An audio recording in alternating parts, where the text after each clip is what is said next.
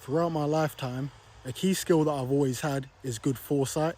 I've always been able to look at something and I don't want to say predict the future, but I can tell you if you do action A, this is what's going to happen. The reason I can do that is that I take all of the emotions out of my decision making and I use pure logic, and I also look at the patterns.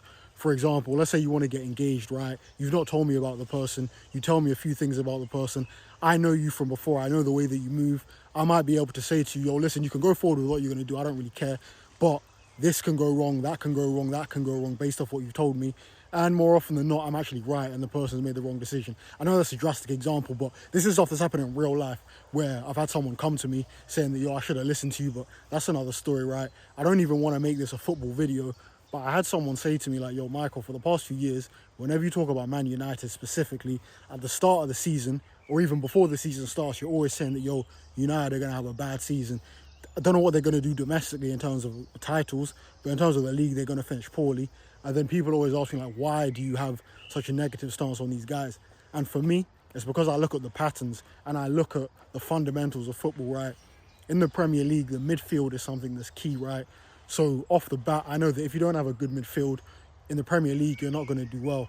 Ten Hag did well in his first season. As soon as that season was over and they bought Mason Mount, I said, yo, United are going to just struggle. I knew it, regardless of whoever they buy, however much money they spend. As soon as they get Mount, I know that this guy's going to try to switch to a 4-3-3.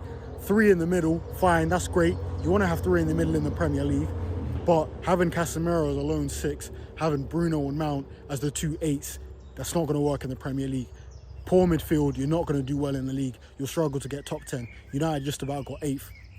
Next season comes along. Okay, cool, we still got Casemiro there. We've still got Bruno. And then you've just got an unknown person who's in the midfield. Sometimes it'll be Mino, sometimes it'll be Collier, we don't even know. So then in the next season, Ten Hag's got an unknown midfield. Again, Ten Hag is trying to do a bit of a higher line. It's not really working. Again, if you got these certain midfielders like Bruno, Casemiro, you got to be playing a deep block. Ten Hag did that his first season. Bruno, Casemiro, Eriksen, that deep block. I think United played the deepest block that season. They came third, right? So if you got these kind of players, you got to play a deep block. The midfield is the most important thing. As soon as he was going to try and do this high pressing thing with a lone six, it was never going to work. That's just the fundamentals of football. So I know it's not me being able to predict the future. It's just me looking at patterns. Cool. Then we know with Amorim, he's got a 3-4-3 system. With this system, you've only got two midfielders. Off of that logic, I know in the Premier League, he's not going to be able to do well.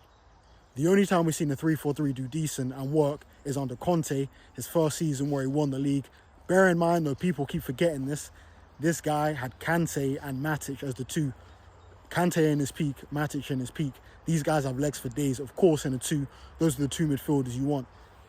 United with Casemiro and Bruno, if they keep those two this season, that's not going to work. So I can already say with foresight and me using logic, United ain't going to have a good season. Even if you get Ekitike, Gyökeres, and Mbeumo, Cunha, whoever, unless United pattern that midfield, it's not going to work. So I'm saying all this to say that when it comes to having foresight, what you got to do is you got to just take emotions out of it. Take out the stats even with the goal scoring as well and use logic. If you know that fundamentally the midfield is the most important thing in the Premier League and it's going to dictate your league finish, regardless of whoever United buy, if they're not ball-playing midfielders, if they're not runners in the midfield, or they don't have a certain level of tech, they're not going to do well. So what I do, I take all emotion out of the decisions. I use pure logic, and by doing that, I can have good foresight, and I can effectively predict the future. So for all United fans out there, didn't want to make this a football video, but until United get two midfielders patterned, you're going to have a bad season. So don't matter if you're linked to Ekitike, Gyökeres, all these people, and Mbeumo, you're going to have a trash season with Bruno, Cass, Ugarte in the middle.